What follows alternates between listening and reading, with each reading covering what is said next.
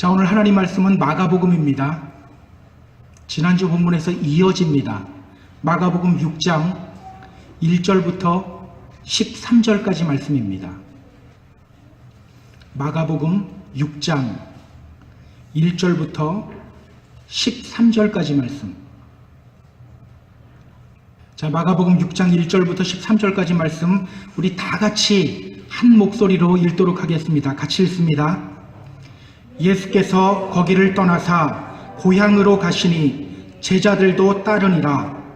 안식일이 되어 회당에서 가르치시니 많은 사람이 듣고 놀라 이르되 이 사람이 어디서 이런 것을 얻었느냐? 이 사람이 받은 지혜와 그 손으로 이루어지는 이런 권능이 어찌 됨이냐? 이 사람이 마리아의 아들 목수가 아니냐? 야고보와 요셉과 유다와 시몬의 형제가 아니냐? 그 누이들이 우리와 함께 여기 있지 아니하냐 하고 예수를 배척한지라. 예수께서 그들에게 이르시되 선지자가 자기 고향과 자기 친척과 자기 집 외에서는 존경을 받지 못함이 없느니라 하시며 거기서는 아무 권능도 행하실 수 없어 다만 소수의 병자에게 안수하여 고치실 뿐이었고 그들이 믿지 않음을 이상히 여기셨더라. 이에 모든 촌에 두루 다니시며 가르치시더라. 12 제자를 부르사 둘씩 보내시며 더러운 귀신을 제어하는 권능을 주시고 명하시되 여행을 위하여 지팡이 외에는 양식이나 배낭이나 전대의 돈이나 아무것도 가지지 말며 신만 신고 2벌 옷도 입지 말라 하시고 또 이르시되 어디서든지 누구의 집에 들어가거든 그곳을 떠나기까지 거기 유하라. 어느 곳에서든지 너희를 영접하지 아니하고 너희 말을 듣지도 아니하거든 거기서 나갈 때 발 아래 먼지를 떨어버려 그들에게 증거를 삼으라 하시니 제자들이 나가서 회개하라 전파하고 많은 귀신을 쫓아내며 많은 병자에게 기름을 발라 고치더라. 아멘.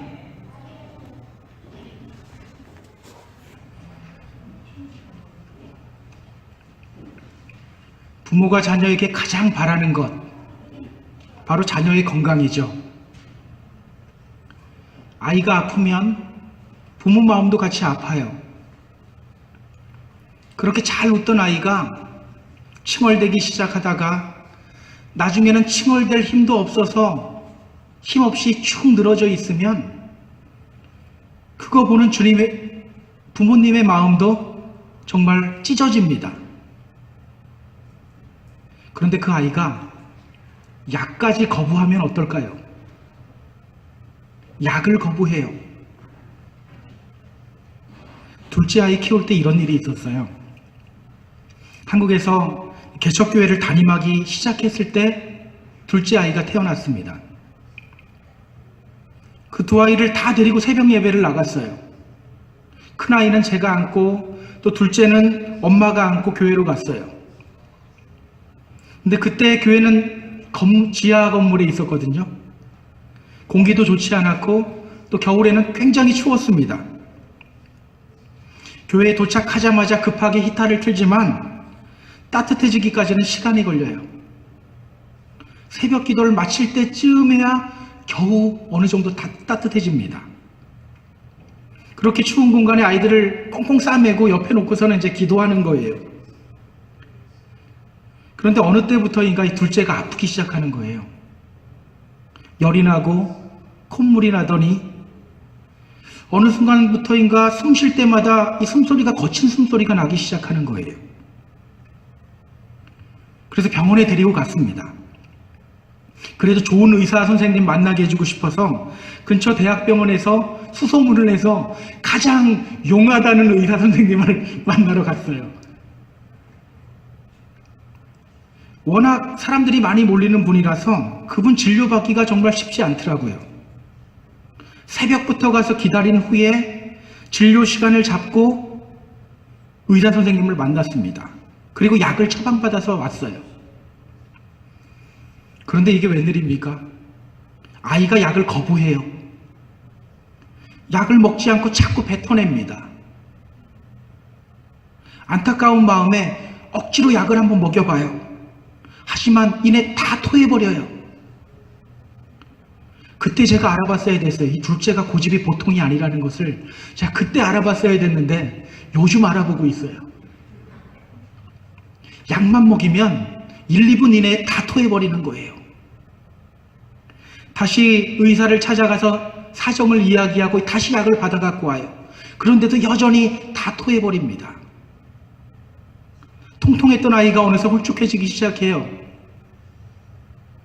그런 아이를 보는데 그땐 정말 울고 싶어지더라고요. 결국은 어떻게 됐을까요? 병원에 입원할 수밖에 없었어요. 약이면 해결되는데 약 안 먹으려다 살에 주사바늘 꽂은 거예요. 자녀가 약을 거부할 때 부모는 정말 안타깝습니다. 울고 싶어져요. 오늘 본문에 나오는 예수님의 심정이 바로 그런 심정입니다. 지금까지 예수님은 천국 복음을 전파하시면서 많은 병자들과 귀신 들린 자들을 고쳐주었어요. 지난주 우리가 본 것이 무엇입니까? 예수님께서 회당장 야이로의 죽은 딸을 고치는 장면을 봤어요. 달리다금 소녀야 일어나라 라고 말씀하시자 죽었던 야이로의 딸이 살아났어요. 그리고 또 12해 동안 혈루증이라는 불치병을 앓고 있는 한 여자를 고치는 장면도 지난주 우리는 보았습니다. 그 후에 예수님은 고향으로 가세요. 자신의 고향에서도 천국 복음을 전파하고 사람들의 병을 고치기 위해서입니다. 그런데 거기서 예수님은 아주 이상한 일을 당해요. 사람들이 예수님을 거부합니다. 사람들이 예수님을 거부해요. 이때 예수님이 하신 유명한 말씀이 있죠. 선지자가 자기 고향과 자기 친척과 자기 집 외에서는 존경받지 못함이 없느니라. 분명 다른 곳에서는 존경받고 인정받았는데 고향 땅에서는 오히려 거부를 당했다는 거예요. 저는 이 말씀을 묵상하면서 주님의 마음이 좀 느껴지는 것 같았어요. 사람들로부터 거부당할 때 예수님의 마음이 어땠을까?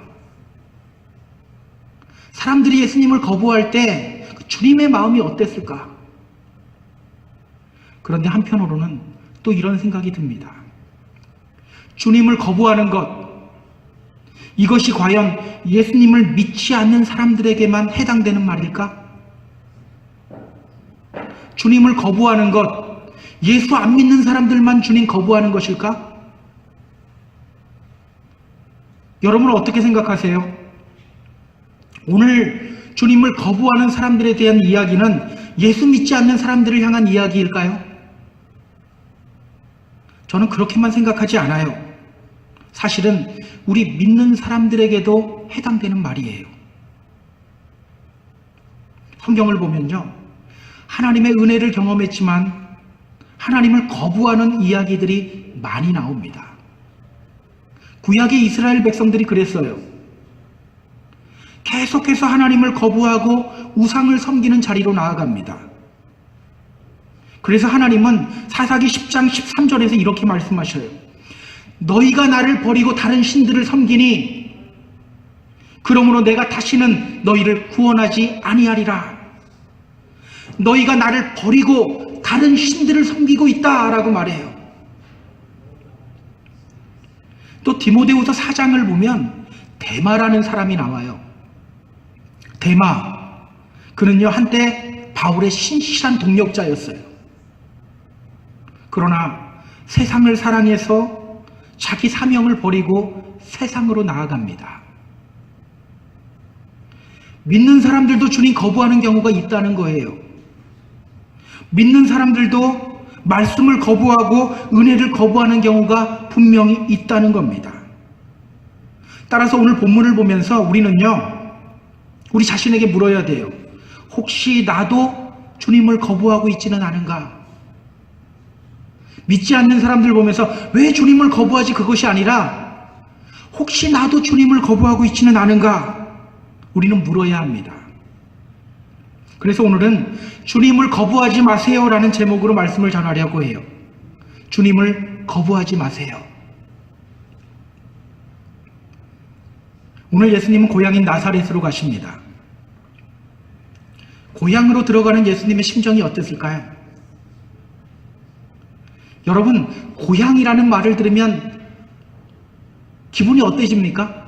어떤 마음이 드세요? 정지용이라는 시인은 그의 시 향수에서 이렇게 노래해요. 저는 지금 이 시간 궁금한 게 이것을 통역을 어떻게 할까라는 게 가장 궁금한데, 우리는 그거 신경 쓰지 말고 그냥 들으시기 바랍니다. 우리가 아는 시예요. 아는 노래이기도 하고요. 넓은 벌 동쪽 끝으로 옛 이야기 지줄대는 실개천이 휘돌아 나가고, 얼룩배기 황소가 해설피 금빛 게으른 울음을 우는 곳, 그곳이 차마 꾸멘들리칠리야. 그곳이 차마 꾸멘들리칠리야. 이것이 고향을 대하는 우리들의 마음인 것 같아요. 어쩌면 우리는 지금 다 고향을 떠나서 살고 있잖아요. 고향 땅을 생각할 때마다 꾸멘들리칠리야, 이것이 우리의 마음이에요. 사람들은 늘 고향에 대한 그리움을 안고 살아갑니다. 어린 시절 추억이 있는 곳, 또 형제와 같은 이웃 사촌들이 있는 곳, 고향만 생각하면 괜스레 기분이 좋아져요. 아마 예수님도 마음이 설레었을 거예요. 그들에게도 천국 복음을 전파하고 싶은 간절한 마음이 있었을 거예요. 다른 동네에서 계속 병을 고쳐왔는데 이 고향 나사렛에서도 나사렛 사람들을 치유하고 싶은 마음이 간절했을 거예요. 그런데 이 고향에서 뜻밖의 일이 벌어져요. 우리 5절 한번 볼까요? 5절. 거기서는 아무 권능도 행하실 수 없어 다만 소수의 병자에게 안수하여 고치실 뿐이었고, 거기서는 아무 권능도 행하실 수 없어 다만 소수의 병자에게 안수하여 고치실 뿐이었고. 이게 무슨 말입니까? 불행하게도 예수님은 자신의 고향에서는 능력을 많이 행할 수가 없었다는 거예요. 많은 병자들을 고칠 수가 없었다는 겁니다. 왜 이런 일이 일어나게 된 걸까요? 3절을 보면 그 대답을 알 수가 있어요. 이 사람이 마리아의 아들 목수가 아니냐? 야고보와 요셉과 유다와 시몬의 형제가 아니냐? 그 누이들이 우리와 함께 여기 있지 아니하냐 하고 예수를 배척한지라. 예수를 배척한지라. 왜 이런 일이 일어나게 되었습니까? 그들이 예수를 배척했기 때문에, 그들이 예수를 거부했기 때문에. 주님의 치유의 능력은 우리의 믿음을 통해서 일어나게 되어 있어요. 지난주에도 말씀드렸지만 우리의 회복과 우리의 치유와 믿음은 연결되어 있어요. 그런데 그들은 예수님을 거부합니다. 결국 예수님은 고향에서 많은 능력을 행할 수가 없었던 거예요. 그들을 바라보는 예수님의 심정이 어땠을까요?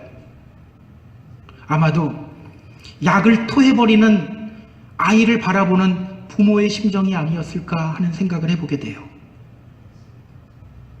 오늘 보면 6절은 말합니다. 그들이 믿지 않음을 이상히 여기셨더라. 그들이 믿지 않음을 이상히 여기셨더라. 예수님은 그들을 보면서 아주 이상해 합니다. 여기서 이상하게 여기다라는 말은요, 헬라어로 사우마조라는 말이에요. 사우마조, 이 말은 놀라워하다라는 말이에요. 그런 그들을 보며 예수님이 매우 놀랐대요. 나에게로 오기만 하면 치유를 경험하는데 왜 나를 거부하지? 여러분, 이 놀라움이 긍정적인 놀라움입니까? 아니면 부정적인 놀라움입니까? 부정적인 놀라움이에요. 오늘 우리는 어떻습니까? 주님께 긍정적인 놀라움을 선사하고 있습니까? 아니면 부정적인 놀라움을 선사하고 있습니까? 오늘 우리는 스스로에게 질문을 던져볼 필요가 있어요. 오늘 나는 주님께 긍정적인 놀라움을 선사하고 있는가? 아니면 부정적인 놀라움을 선사하고 있는가? 여러분, 우리가 주님 믿는다는 건요, 사실 굉장히 놀라운 일이에요. 나는 한 번도 하나님을 보지 못했는데 그 하나님이 믿어져요. 이것은 어떻게 말로 설명할 수 없는 놀라운 일이에요. 여러분, 지나가는 아저씨에게 혹시 아버지라고 불러본 적 있나요? 없죠. 근데 우리는 하나님 얼굴 한 번도 보지 못했는데 그 하나님을 향해 아버지라고 해. 놀라운 거 아닙니까? 심지어는 주님을 향해서 저는 당신의 종입니다라고 해요. 세상에선 남들 밑으로 들어가는 거 싫어하는데 한 번도 보지 않은 그 하나님에게 저는 당신의 종입니다라고 고백을 해요. 굉장히 놀라운 일이 아닐 수가 없어요. 그런데 여러분, 더 놀라운 게 뭔지 아세요? 보고도 믿지 않는 거예요. 경험하고도 배척하는 겁니다. 로마서 1장 20절은 이렇게 말하고 있어요. 창세로부터 그의 보이지 아니하는 것들, 곧 그의 영원하신 능력과 신성이 그 만드신 만물에 분명히 보여 알게 되나니 그러므로 저희가 핑계치 못할지니라. 창세로부터 그의 보이지 아니하는 것들, 곧 그의 영원하신 능력과 신성이 그 만드신 만물에 분명히 보여 알게 되나니. 여러분, 이 말이 무슨 뜻일까요? 우리 잘 만들어진 물건이나 작품을 보면서 우리는 이렇게 말해요. 이 작품에는 장인의 손길이 깃들어져 있어. 장인의 손길이 느껴져. 어떤 사람은 명품을 보면서 그러더라고요. 이 명품, 이 한 땀 한 땀 장인의 손길이 느껴진다라고 이야기하기도 해요. 그렇게 이 세상의 모든 창조물에는 하나님의 손길이 느껴지게 되어 있다라는 거예요. 우리가 접하는 모든 것들을 통해서 우리는 하나님을 인지할 수 있게 된다는 거예요. 그 증거가 이겁니다. 이상하게도 사람들은요, 급박한 순간에 하나님을 찾아요. 평소에 하나님의 존재를 부정하던 사람도 정말 위기의 순간에는 하나님을 찾는 경우가 많이 있어요. 미 육군병원에서 군목으로 섬기는 한 한국인 목사님의 말씀을 들을 기회가 있었어요. 이분의 이름은 김효석입니다. 아프가니스탄에 파견됐던 적이 있어요. 그렇게 그 전쟁의 최전방에서 경험했던 일을 그분이 나눕니다. 전쟁 중에 심각한 부상병이 생기면 가장 먼저 군목이 연락을 받아요. 헬리콥터로 후송되는 그 부상병을 기다리면서 의사에게 먼저 이 부상병에 대한 설명을 듣습니다. 지금 오고 있는 병사는 전신에 화상을 입고 오는 병사입니다. 지금 오는 병사는 손이 잘린 상태로 오고 있습니다. 그렇게 환자가 도착하면 먼저 의료진이 달려가서 그를 병원으로 옮기고 응급처치를 합니다. 그리고 군목인 자신을 불러요. 목사님, 여기 와서 이 병사와 이야기 좀 나눠주세요. 물론 의식이 없어서 자신을 알아보지 못하는 사람도 간혹 있어요. 대부분은 자신을 다 알아본대요. 어떤 병사는 화상을 입어서 몸에서 지금 타는 냄새가 나고 있는데도 이 목사님을 보면서 이렇게 말한대요. 저를 위해 기도해 주세요. 저를 위해 기도해 주세요. 분명히 병사들 중에는 그리스도인이 아닌 사람들도 많이 있어요. 그러나 급박한 순간에는 자기를 보면서 하나님께 기도해 달라고 요청한다는 거예요. 한 번은 새벽에 깨지 못하고 잠을 자고 있는데 갑자기 쾅쾅쾅 하고 자기 문을 두드리는 소리가 들리더라는 겁니다. 나갔더니 그들이 또 기도 요청을 하더래요. 지금 우리를 위해 기도해 주세요. 그렇게 기도를 하는데 어떤 병사들은 막 눈물을 흘립니다. 그리고는 말해요. 우리는 기도가 필요합니다. 하나님의 특별한 도우심이 필요합니다. 목사님, 작전 때마다 우리를 위해서 좀 기도해 주세요. 여러분, 오늘 우리의 모습과 너무 다르지 않나요? 어떤 사람들은 별로 믿지 않고 있다가도 급박한 상황이 오면 이렇게 주님을 갈망해요. 우리는 언제든지 주님께 나아갈 수 있는데도 갈망하지 않는 경우들이 너무나도 많아요. 여러분, 인간은요, 급박한 상황에서는 하나님 찾기 마련이에요. 성경은 이것이 아주 자연스러운 현상이라고 말하고 있어요. 왜? 하나님의 손길, 즉 하나님의 신성과 능력이 만물을 통하여 분명히 보여지기 때문이라는 거예요. 내가 만나는 사람들, 내가 만나는 경험하는 어떤 환경들, 내가 보는 것들, 그것들을 통하여 우리는 하나님의 손길을 느낄 수 있게 된다는 거예요. 그래서 여러분, 사실은 주님 거부하는 것도 놀라운 거예요. 주님 거부하는 것도 놀라운 거예요. 굉장히 용기 있는 일이에요. 여러분, 보이는 것 외면하기가 쉽습니까? 때로는 제가 막 바쁠 때 아이들이 아빠 아빠 하면서 부를 때 있어요. 그럼 제가 못 들은 척 할 때가 있어요. 못 들은 척 하고 있다 보면 너무 힘들어져. 결국은 왜 불러 아빠를, 바쁜데, 그러면서 반응을 합니다. 여러분, 보이는데도 눈을 감아버리는 것, 보이는데도 귀를 막는 것, 이것도 놀라운 거예요. 그런 면에서 우리는 참 다행입니다. 이미 주님을 믿고 은혜를 경험했으니 얼마나 다행입니까? 그런데 여러분, 정말 주님을 놀랍게 하는 것이 뭔지 아세요? 이미 주님의 은혜를 경험했음에도 불구하고 눈을 감고 귀를 닫아버리는 경우가 있다는 거예요. 주님을 믿는다고 하면서도 끝끝내 말씀을 거부하는 경우가 있다는 겁니다. 여러분, 이럴 때 있지 않으세요? 목사님, 저도 있어요. 주님이 계속 말씀하시는데 내 감정 때문에 듣지 못할 때가 있더라고요. 계속 말씀이 들립니다. 성령님이 계속 내 안에서 말씀하셔요. 다시 회복해야 된다. 다시 뜨거움 회복해야 된다. 주님의 사랑으로 다시 다른 사람들에게 나아가야 한다. 그런데 우리는 끝끝내 그 음성 외면하는 경우가 있어요. 사실은 이것이 더 놀라운 경우예요. 주님의 은혜를 경험했는데 어떻게 변하지 않을 수가 있습니까? 주님의 능력을 아는데 우리가 어떻게 말씀을 끝끝내 외면할 수가 있습니까? 주님의 구원의 역사를 아는데 우리가 회복하라는 주님의 음성을 어떻게 거절할 수가 있습니까? 기억하세요. 오늘 우리에게 필요한 것은요, 주님 거부하지 않는 거예요.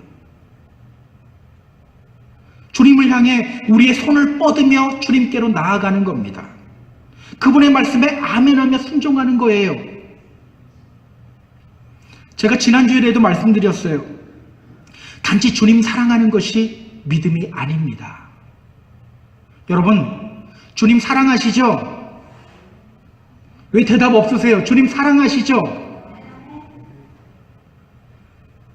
그런데요, 그게 믿음이 아니래요.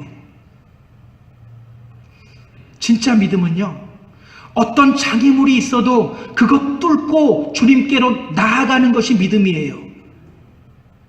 어떨 때는 교회 가면 내가 보기 싫은 사람 얼굴이 있어. 그래서 가기 싫어. 그래도 그것 뚫고 주님께로 나아가는 것, 그게 믿음이라는 거예요. 그렇게 주님의 발 아래서 그분의 음성을 들으며 말씀에 순종하는 것, 그것이 바로 믿음입니다. 그때 그 믿음을 통하여 주님의 역사가 펼쳐지게 되는 거예요. 그때 나를 둘러싼 모든 문제들이 해결됩니다. 치유를 경험하게 됩니다. 회복을 경험하게 됩니다.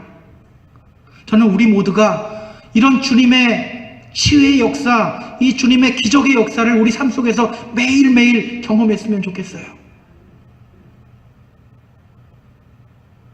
여러분, 나사렛 사람들이 왜 예수님을 배척한 걸까요? 왜 나사렛 사람들이 예수님을 배척한 걸까? 우리는 먼저 이 배척하다는 말을 잠시 주목할 필요가 있어요. 우리 한국어 성경을 보면 배척하다라는 단어로 나와요. 사실 이 말은 보이콧, 어떤 거부하다라는 의미가 더 강해요. 근데 NIV 영어 성경을 보니까 이렇게 표현해요. Take offense at him. 예수님께 어쩌면 좀 안 좋은 감정으로 화를 내며 공격적인 성향을 보인다는 그런 의미로 나와 있어요. 이 둘 서로 비슷한 것 같지만 뭔가 좀 다르죠. 실제로는 어떤 의미가 있을까요? 헬라어 성경을 보면요, 이 배척하다라는 단어에 스칸달리조라는 단어를 사용해요. 스칸달리조, 이 말은요 실족하다라는 의미예요. 발을 헛디디다는 의미예요. 따라서 예수를 배척한지라, 이 말은요 어원적으로 보면 예수로 말미암아 실족했다라는 뜻이에요. 예수로 말미암아 실족했다. 그러니까 그들은 지금 예수님에 대해서 실망했다라는 거예요. 예수님에 대해서 실망했다. 왜 그들이 예수님 보고 실망한 걸까요? 거기에서는 예수님이 전파하는 말씀이 시원치 않았던 걸까요? 기적이 별로 힘이 없었던 걸까요? 그렇지는 않아요. 오늘 보면 2절 한번 볼까요? 안식일이 되어 회당에서 가르치시니 많은 사람이 듣고 놀라 이르되 이 사람이 어디서 이런 것을 얻었느냐? 이 사람이 받은 지혜와 그 손으로 이루어지는 이런 권능이 어찌 됨이냐? 그들은 예수님 말씀 듣고 놀랐어요. 이 사람이 어떻게 이런 능력을 얻었지? 어떻게 이런 지혜를 얻었지? 예수님의 말씀이 힘이 없었다는 의미가 아니라는 거예요. 그런데 그들은 배척해요. 왜일까요? 3절 말씀 아까 우리가 봤는데 다시 한번 볼게요. 같이 한번 읽어볼까요? 3절 우리 같이 읽습니다. 이 사람이 마리아의 아들 목수가 아니냐? 야고보와 요셉과 유다와 시몬의 형제가 아니냐? 그 누이들이 우리와 함께 여기 있지 아니하냐 하고 예수를 배척한지라. 여러분, 지금 그들이 보고 있는 것이 무엇입니까? 예수님의 지혜와 권능을 보고 있나요?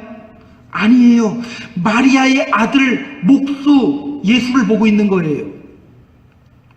야고보와 요셉과 유다와 시몬의 형인 그 예수를 보고 있는 거예요.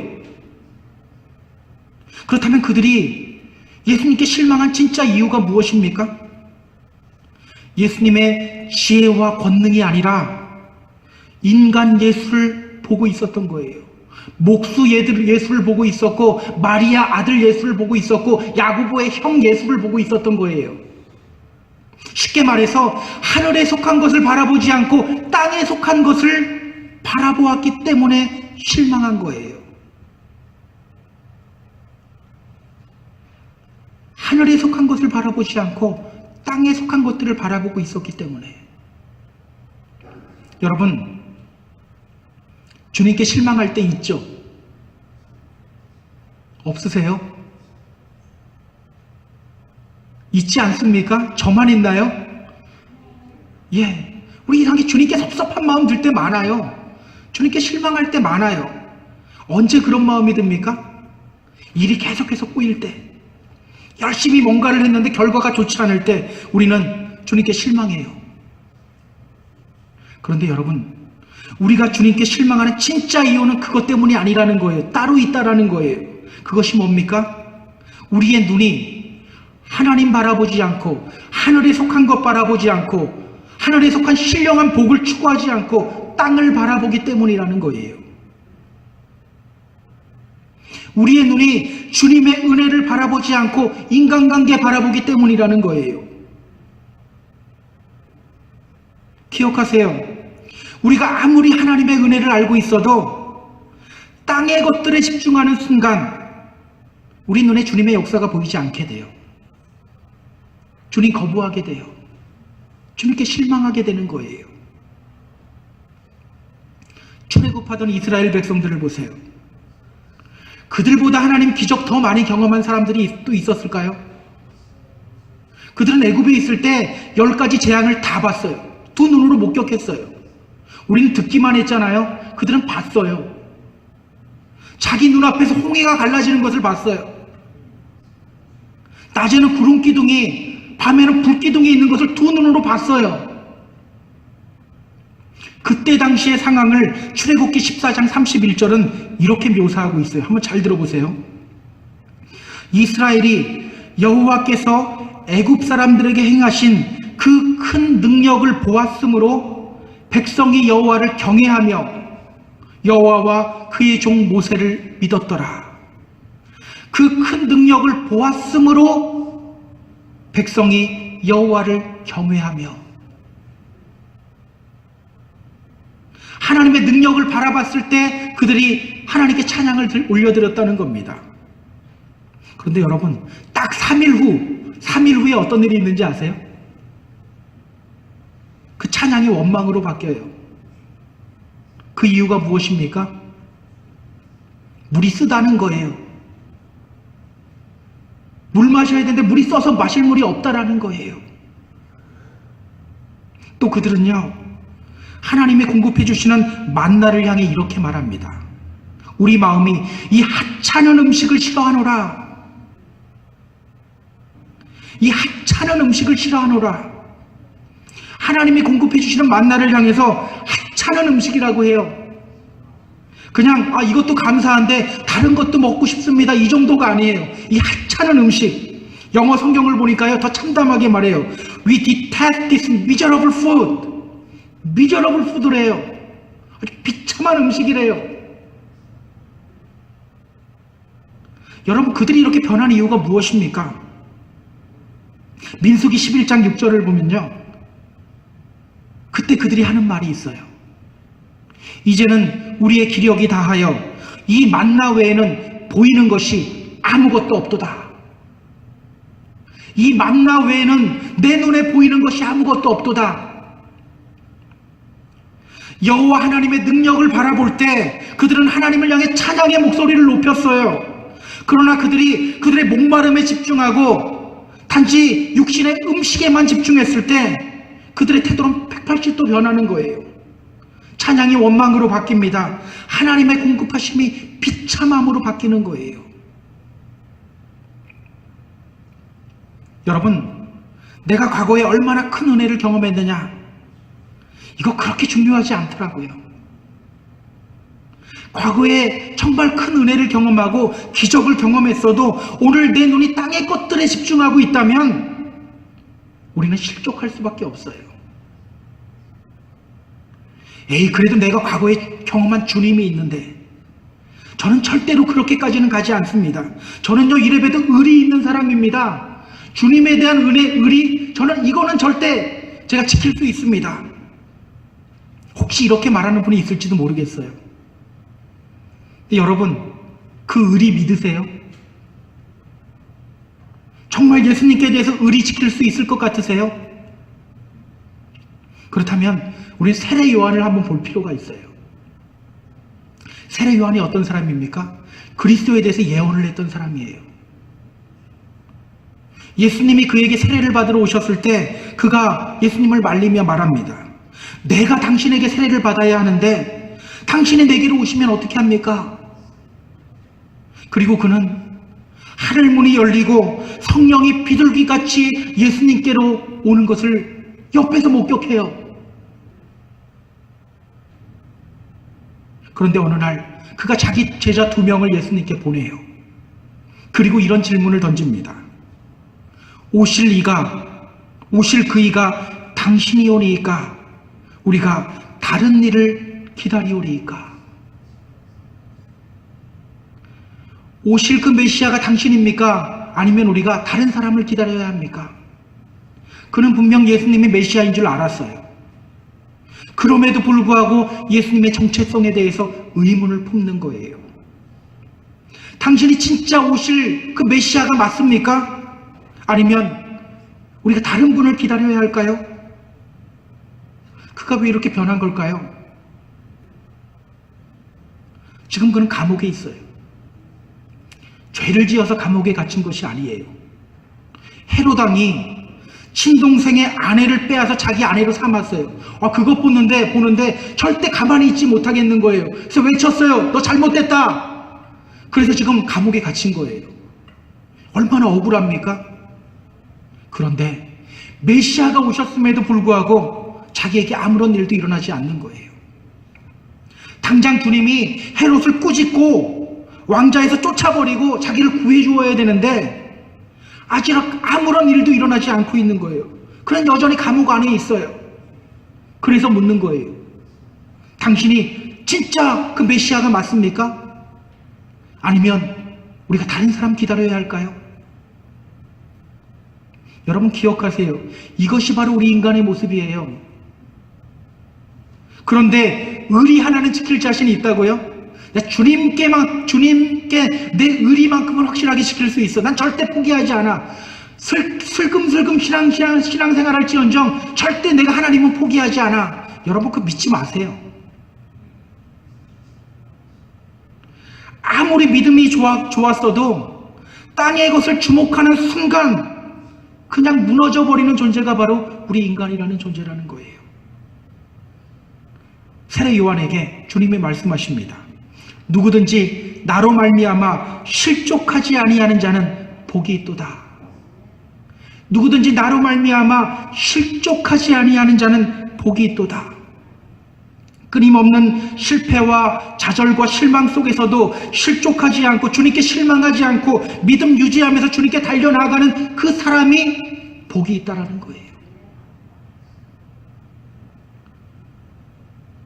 목회하면서 덜컥 겁이 나는 경우가 있어요. 목사는 언제 겁이 날까요? 2년 반 전 저희 교회가 처음 개척되었을 때 어떤 분이 교단에 전화를 했어요. 이 교회는 6개월 안에 망할 거라고 했어요. 적어도 1년 안에는 완전히 사라지게 될 거라고 했어요. 여러분 누가 그랬는지는 생각하지 마세요. 예, 그런 문에 되지 않습니다. 예. 그런데 3년 동안 이 지원이 있기로 했는데 그것도 끊겼을 때 사실은 덜컥 겁이 났었어요. 또 교회 안에서 성도들끼리 분쟁이 있고 서로 사랑하지 못하고 품어주지 못할 때 목사로서 솔직히 겁이 나요. 어떤 겁일까요? 이러다가 정말 그분 말대로 되는 거 아니야? 이러다가 정말 교회 사라지는 거 아니야? 이런 생각이 문득 들면서 겁이 나요. 왜 안 듭니까? 당연히 들어요. 그러면 마음속이 힘들어져요. 여러분 이것이 어쩌면 모든 개척교회 목사들이 가지는 두려움일 수도 있어요. 근데 그때마다 제가 묵상하는 것이 있어요. 순적하게 교회를 개척하게 해주신 그 주님 묵상하는 거예요. 지금까지 믿음의 공동체를 인도해 주신 그 주님을 묵상하는 거예요. 제가 아까 교회에 좀 일찍 와서 저쪽에서 이제 식당에서 있는데 한 분이 먼저 오셔서 아무도 없는지 알고 혼자 조용히 찬송을 부르시더라고요. 제가 그 찬송 듣는데 너무 은혜가 되었어요. 아, 주님이 계시는구나. 주님이 인도하시는구나. 그 주님이 우리 교회 머리가 되시는구나. 그 주님이 우리 교회 머리가 되셔요. 그렇게 주님 바라보면요, 신기하게도 주님이 힘을 주셔요. 그 힘으로 나아가는 거예요.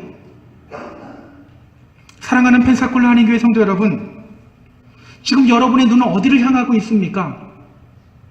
땅을 향하고 있습니까? 아니면 주님을 향하고 있습니까? 다른 인간관계 향하고 있어요? 아니면 우리에게 은혜 베푸시는 그 주님을 향하고 있습니까? 우리를 고통스럽게 만드는 그 상황 바라보고 있습니까? 아니면 우리를 인도하시는 주님 바라보고 있습니까? 주님의 능력을 바라보시는 저와 여러분 되기를 주님의 이름으로 부탁드립니다. 주님이 말씀하시죠. 먼저 그의 나라와 그의 의를 구하라. 그리하면 이 모든 것을 너희에게 더하시리라. 주님께 우리의 눈을 집중하며 이러한 복을 경험하게 되는 저와 여러분 모두 되기를 주님의 이름으로 축원합니다. 한 선교사님 이야기만 하고 제가 말씀을 마치려고 해요. 김혜영이라는 선교사님입니다. 평신도 선교사님이세요. 그녀의 키는 아주 작아요. 134cm예요. 어린 시절 아버지가 술을 마시고 홧김에 그녀를 집어던지는 바람에 척추에 장애를 입은 거예요. 그렇게 그녀는 척추 장애인입니다. 그런 그녀를 향해 어머니도 계속해서 모진 말을 뱉어냈어요. 쓸모없는 기집애, 나가서 죽어버려라, 없어져 버려라, 꺼져 버려라. 그때마다 그녀는 생각했어요. 난 정말 잘못 태어났나? 나는 태어나면 안 되는 사람이었나? 그렇게 그녀는 매일 죽음을 생각해요. 그런데 그 상처투성이 마음에 어느 날 예수님이 오십니다. 그녀는 예수님 거부하지 않아요. 예수님을 향하여 믿음의 손을 뻗습니다. 그때부터 그녀의 삶이 변하기 시작해요. 국제장애인 기능올림픽에서 금메달을 땁니다. 남아프리카로 가서 보츠와나라는 나라로 가서 거기서 직업학교에서 14년간 교사로 선교 생활을 해요.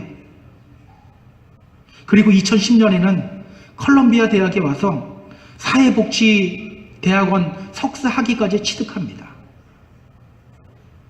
그녀를 보면 키는 분명히 작아요. 그런데 마치 거인처럼 보여요. 작지만 주님 만나는 거인이 돼버린 거예요.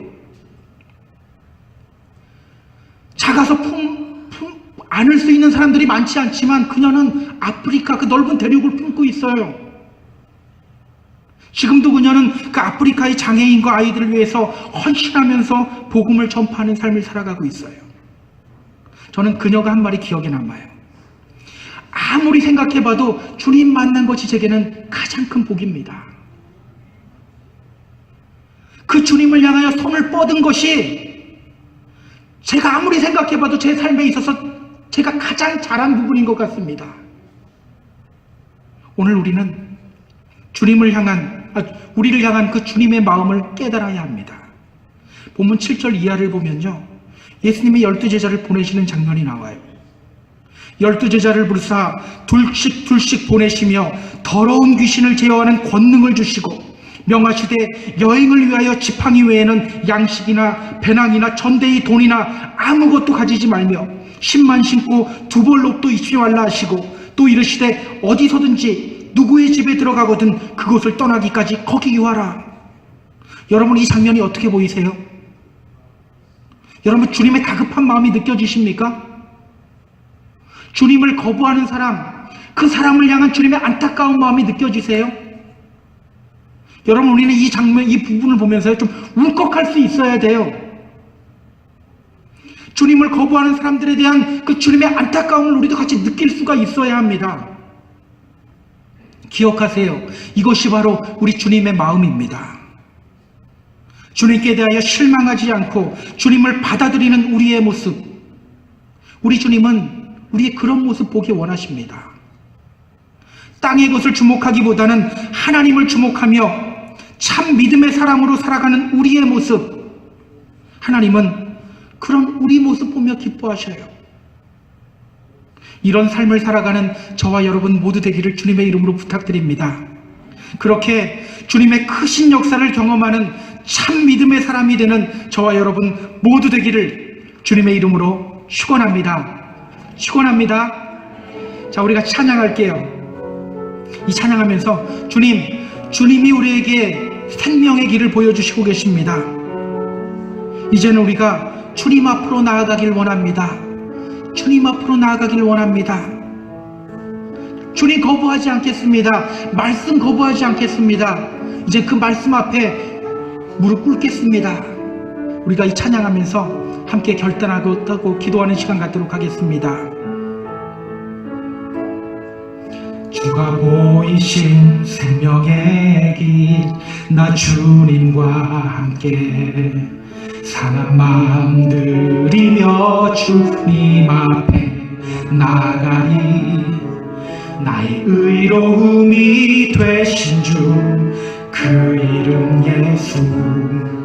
나의 길이 되신 이름 예수. 나의 길 오직 그가 하시나니. 나를 단련하신 후에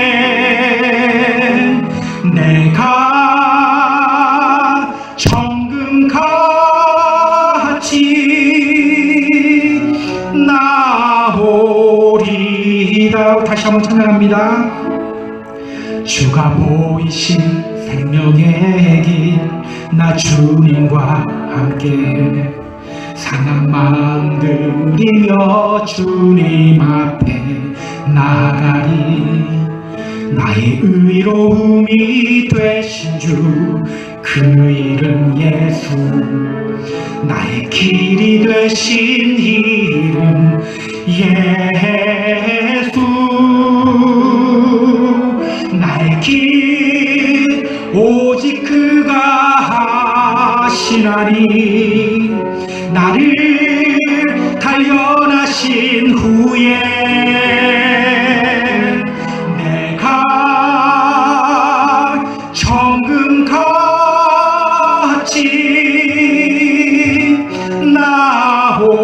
나오리라. 나의 길 오직 그가 하시나니. 나의 길 오직 그가 하시나니. 나를 단련하신 후에 내가 정금같이